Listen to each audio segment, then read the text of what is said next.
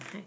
These are export processing zones in Mexico, set up as a result of open trade between the United States and Mexico as a result of NAFTA.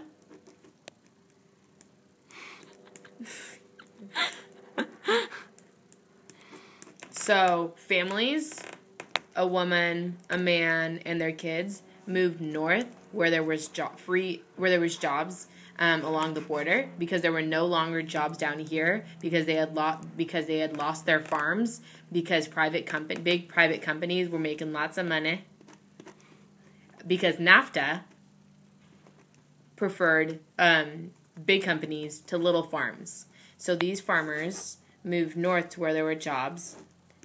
Factories along the border prefer women over men, because women are docile and obedient. Yes. Didn't we hear that in a movie? Yeah, we heard recently? that. Oh, in China Blue. Yeah. So docile and obedient. The men are left jobless along the border because none of these factories will hire the men. These also are an example of international division of labor. Okay.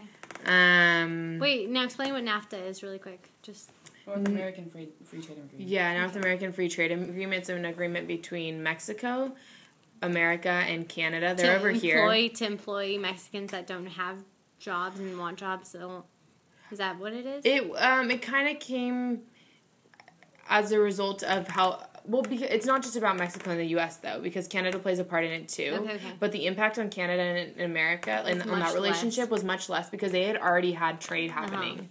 So I think in some part, NAFTA was to alleviate the debt, Mexico's debt, that they had to the IMF, which is in New York over here. Mexico had debt to the IMF. NAFTA was going to help alleviate that by increasing their capitalism. And again, where do we see their capitalism come out of? It comes out of the structural adjustment programs. Private big companies are set up. We have free exporting zones over here, cheap labor. And so are these zones, are they part of America or are they part of Mexico? Or are they on the border? They're on the Mexican side. So do they have to pay... Tariffs? Yeah. Very low tariffs. Okay. Again, low tariffs. Okay. Which is one of the requirements that we see with the ASAPs. What do the men do when they're not... So the men are they just jobless? Or? That moved to America. Okay. And this has impacted...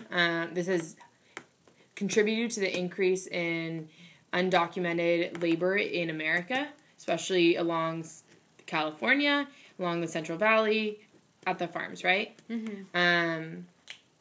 They were left jobless over here, and they were left more like, okay, let me flip it around. They were left jobless from their farms and left jobless along the border. So they moved to America, and there is a lot of money sent from America to Mexico back to families. Yeah. Gotcha. Yeah. Thank you, Estrella. You're welcome.